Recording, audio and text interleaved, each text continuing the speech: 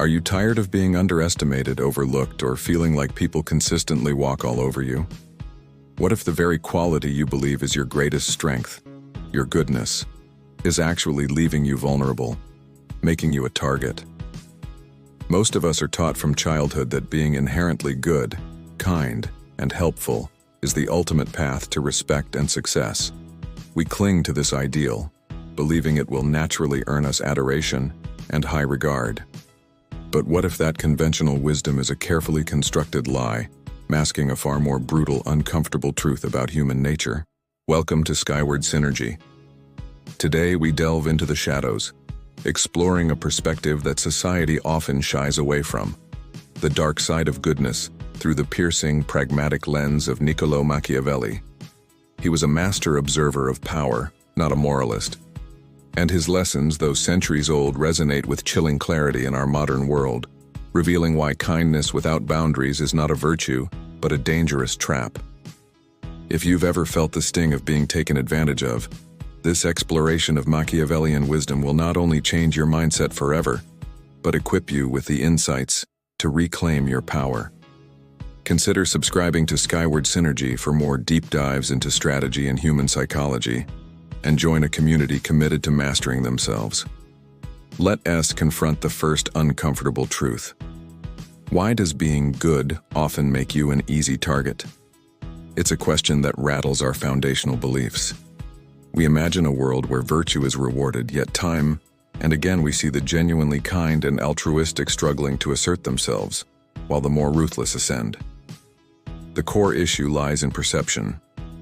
Unchecked goodness, a constant willingness to accommodate, to always say yes, to avoid conflict at all costs, is often perceived not as strength but as weakness.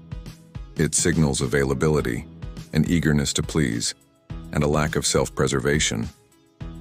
People often unconsciously exploit this.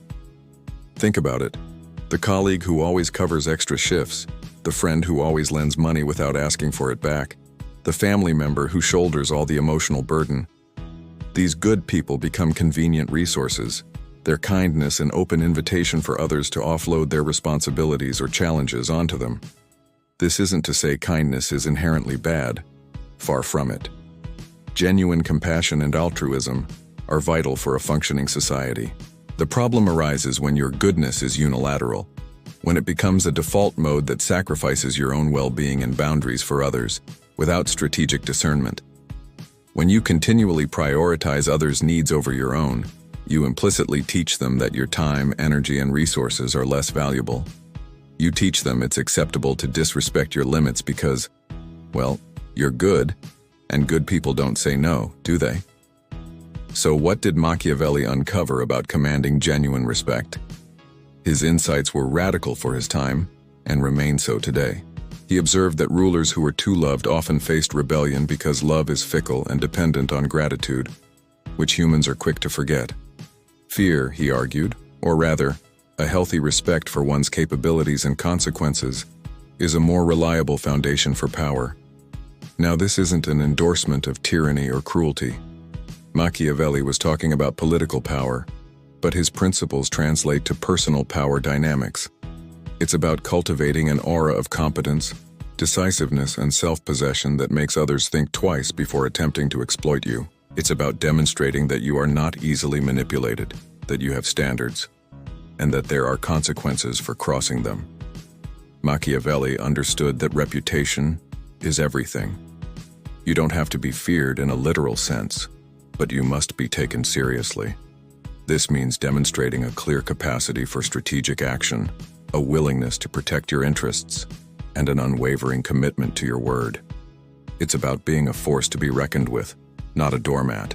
People respect strength and competence. They respect those who are perceived as being able to navigate complex situations, to protect their own, and to stand firm in their convictions.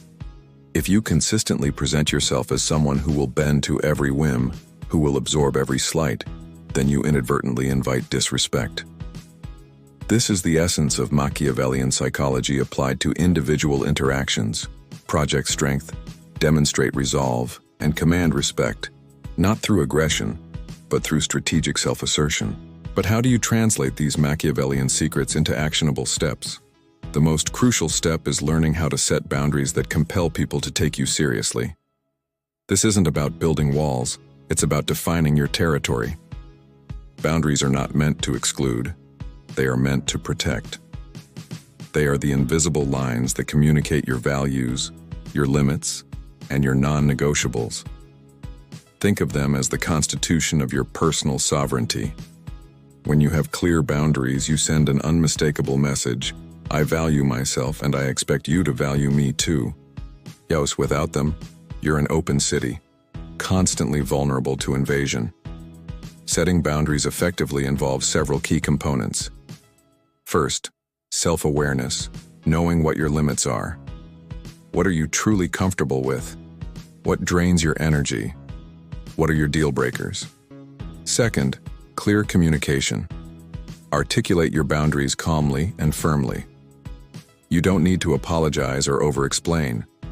A simple, "I can't take on that extra task right now," or "I'm not available at that time," is often sufficient. Third, consistency.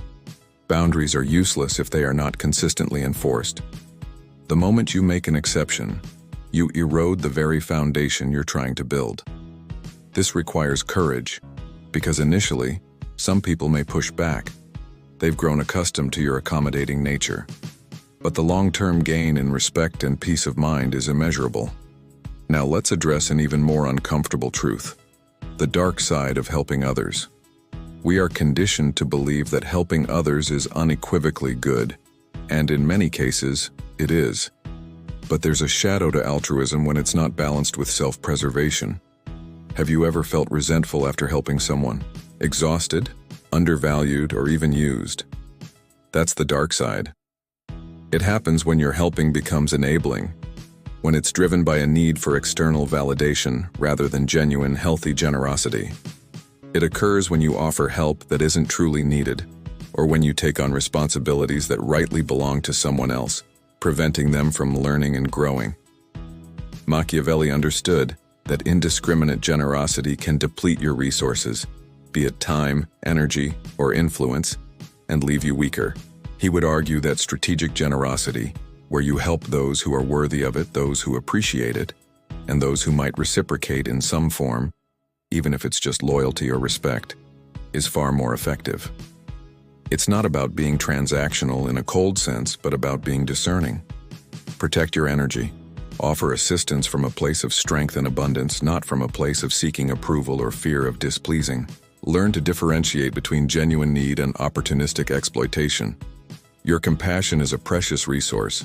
Don't squander it on those who don't respect it or your boundaries. So, how do you activate your inner strength and become truly untouchable? It starts with a shift in your internal narrative. Stop viewing kindness as synonymous with weakness. Instead, reframe it. True strength lies in discerning when and how to be kind, and when to be firm. It's about wielding your goodness as a choice, not a compulsion. First, cultivate radical self-awareness. Understand your triggers, your people-pleasing tendencies, and the areas where you typically give too much. Second, practice saying no, even to small things at first. It's like a muscle. The more you use it, the stronger it gets. Third, develop a strategic mindset. Before you automatically agree to something, pause. Ask yourself, does this align with my goals? Does this respect my boundaries? Is this truly helpful? Or am I enabling? Fourth, learn to embrace discomfort. Setting boundaries and asserting yourself can feel uncomfortable, especially initially. People may react negatively, but that temporary discomfort is a small price to pay for long-term respect and peace. Fifth, cultivate your own competence and capabilities. When you are genuinely strong, knowledgeable, and capable, people respect you inherently. Your value speaks for itself. Finally, understand that being untouchable doesn't mean being unapproachable or cold. It means being secure in your own worth, so deeply rooted in your self-respect that external slights or attempts at manipulation simply cannot penetrate your core. It means you are not easily swayed, Not easily exploited and not easily disrespected because you project an unwavering sense of self-possession. In essence, Machiavelli's lessons on the dark side of goodness are not an instruction to abandon kindness, but rather an urgent call to wisdom, discernment, and self-preservation. It's about upgrading your goodness to a more formidable, strategically aware virtue. It is about moving from being an easy target to becoming a person of undeniable influence and respect.